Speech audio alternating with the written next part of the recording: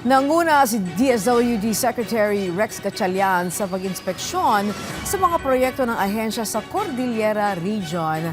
Lain nitong matiyak na epektibo ang kanilang mga programa. Si Jezreel Kate Lapizar ng PTV Cordillera sa sentro ng balita.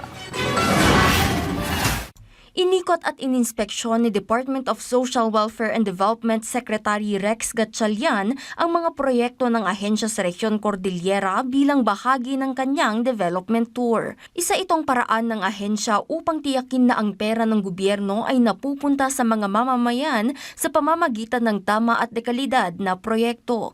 Sa Mangkayan, Benguet, binisita ng opisyal ang pinagandang Manabacao Footbridge sa ilalim ng Kalahi Seeds at ang gulayan sa paaralan na naitatag mula sa Binhi at Lawa Program sa Barangay Bulalakaw. Ganoon rin ang Sustainable Livelihood Program Association site ng Marvel Neighborhood Association. Aniya, kahit hindi ganoon kalaki ang mga development projects na ito, malaki naman ang nagagawang ginhawa para sa mga residenteng nangangailangan. Ito yung mga klaseng proyekto na sinasabi ng ating presidente, meaningful.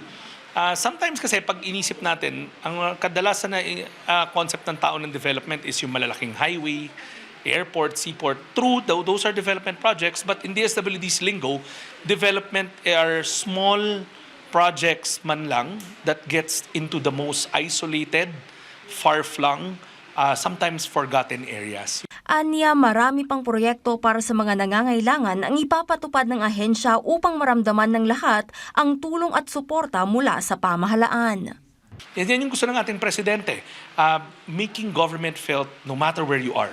And marami pa kaming ganyang proyekto dito at pararamihin pa. Ikinagalak naman ng mga residente ang pagbisita ng opisyal para makita ang kanilang kalagayan. Tayo masaya at tayo binisita ng Cabinet Secretary. Alam niyo noon, mangilan-ilan lang ang pinupunta ng Government Secretary. At least marami rin tayong naibigay sa kanya, mga resolution, hopefully ma-approve at makatulong para sa ikagunlad ng ating bayan na Mangkayan. Inaasahan naman ng mga residente ang tuloy-tuloy na suporta ng ahensya sa mga komunidad. Kahit ni dumawat pa iti dadu mga pundo isong adada ito yung resolution ko.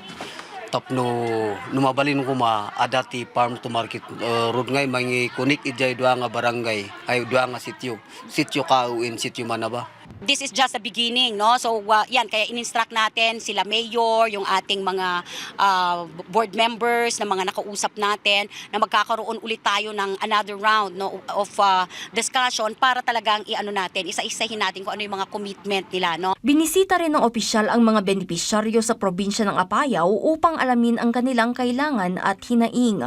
Nagtungo sa Kalinga at kanyang natunghayan ang pagsasagawa ng walis at backstrap weaving ng mga benepisyaryo ng Sustainable Livelihood Program.